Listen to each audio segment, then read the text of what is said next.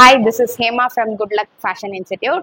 இன்னைக்கு நம்ம என்ன பார்க்க போறோம் அப்படின்னு பார்த்தீங்கன்னா, லாஸ்ட் டைம் வீடியோல நம்ம வந்து பிளவுஸ் மார்க்கிங் பார்த்தோம் ஆரி ஒர்க்குக்காக.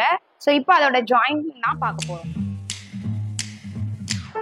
ஜாயின் பண்றதுக்கு நான் வந்து காட்டன் லைனிங் கிளாத் எடுத்திருக்கேன். ஸோ லைனிங்கே நீங்க எடுத்தீங்கனாலே உங்களுக்கு வந்து நல்லா தான் இருக்கும்.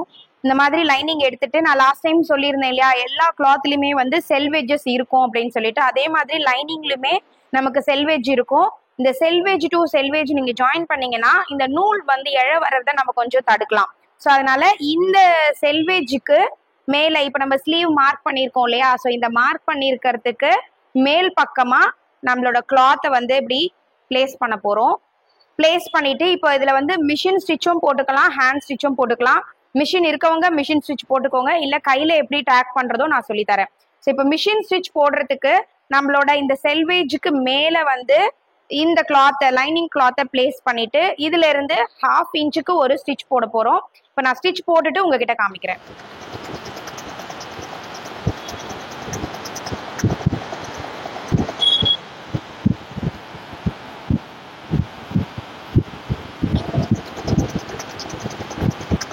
இப்போ 1/2 இன்ச்சுக்கு நான் இந்த மாதிரி மிஷின்ல ஸ்டிச் போட்டிருக்கேன். இப்போ ஸ்டிச் போட்டதுக்கு அப்புறமா இதை இப்படி ஓபன் பண்ணேன்னா இந்த மாதிரி ஒரு ஜாயிண்ட் இருக்கும்.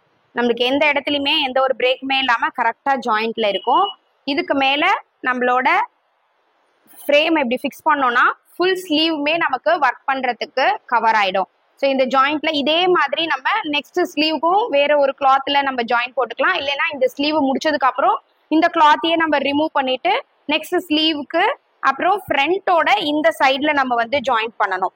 ஃப்ரண்ட்டுக்குமே பாத்தீங்கன்னா நம்ம இந்த மாதிரி ஜாயின் போட்டுட்டு இப்படி ஒரு ஃப்ரேம் ஃபுல் நெக்குமே நமக்கு கவர் ஆகிற மாதிரி ஃப்ரேம் வந்து ஃபிக்ஸ் பண்ணணும்.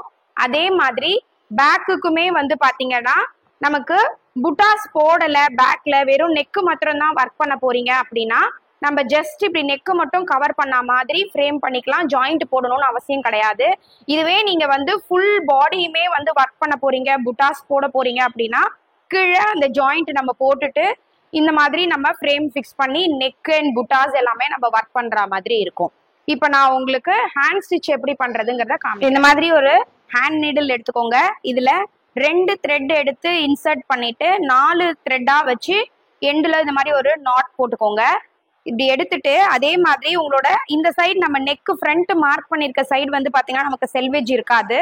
ஸோ இருந்தாலும் பரவாயில்ல, நம்ம எடுக்கிற கிளாத்ல வந்து செல்வேஜ் இருக்கா மாதிரி, இந்த லைனிங் கிளாத்ல செல்வேஜ் இருக்கா மாதிரி வச்சுட்டு ரெண்டுத்தையும் ஒன்னா வச்சு நம்ம ஹேண்ட் ஸ்டிச் பண்ண போறோம்.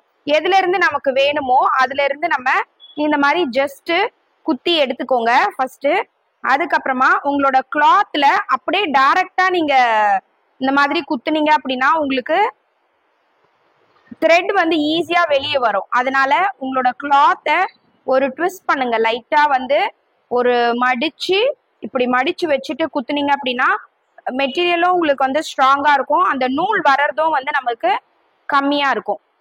ஸோ இந்த மாதிரி குத்தி குத்தி லாக் போட்டீங்க அப்படின்னா ஸ்ட்ராங்கா இருக்கும். ஒரு 1/2 இன்ச் டிஸ்டன்ஸ்ல லாக் பண்ணிக்கிட்டே வாங்க. இப்போ நான் வந்து ஹேண்ட் ஸ்டிச் போட்டிருக்கேன். ஹேண்ட் ஸ்டிச் கொஞ்சம் நமக்கு அன்ஈவனா தான் இருக்கும், பட் அது நம்ம கரெக்டா போட்டுட்டோம் அப்படின்னா ஸ்ட்ராங்கா தான் இருக்கும், பிரிஞ்செல்லாம் வராது. ஸோ இந்த மாதிரி ஹேண்ட் ஸ்டிச்சும் போட்டிங்கன்னா நமக்கு போடுற ஒர்க் ஏரியா வந்து இந்த மாதிரி நமக்கு தெரியும். இதுக்கு மேல நம்ம ஃப்ரேம் ஃபிக்ஸ் பண்ணிட்டு நெக் வந்து நம்ம பிளேஸ் பண்ணிக்கலாம். அண்ட் நெக் ஒர்க் பண்ணும்போது நம்ம வந்து ஃபுல் நெக்குமே ஒர்க் பண்ணாம ஒரு 1 இன்ச்ல இருந்து 1.5 இன்ச் வரைக்கும் விட்டுருங்க. விட்டுட்டு அதுக்கப்புறம் வந்து நீங்க ஒர்க் பண்ணி ஆரம்பிக்கணும். எதுக்காக இந்த 1 இன்ச்னா நம்ம ஊக்பட்டி வச்சு தைக்கும் போது இந்த ஒர்க் வந்து நமக்கு டிஸ்டர்ப் பண்ணாம இருக்கிறதுக்காக இந்த 1ல இருந்து 1.5 இன்ச் கிட்ட நம்ம டிஸ்டன்ஸ் விட்டு நிறுத்திக்கணும் நம்மளோட ஒர்க்கை. இப்ப மார்க் பண்ணி நம்ம எப்படி கிளாத்தை வந்து நம்ம அட்டாச் பண்றது அப்படிங்கிறத பார்த்தோம். இது உங்களுக்கு தெளிவா புரிஞ்சிருக்கோங்கிறத நம்புறேன். இதுக்கு மேலேயும் நீங்க வந்து கிளாஸ் ஜாயின் பண்ணி உங்களுக்கு இன்னும் நிறைய ட்ரேசிங் மெத்தட்ஸ், மார்க்கிங் மெத்தட்ஸ் எல்லாமே கத்துக்கணும் அப்படின்னு விருப்பப்பட்டீங்க அப்படின்னா கீழே டிஸ்கிரிப்ஷன்ல என்னோட வாட்ஸ்அப் நம்பர் கொடுக்குறேன், கால் பண்ணி டீட்டெயில்ஸ் கேட்டுக்கோங்க. தேங்க்யூ.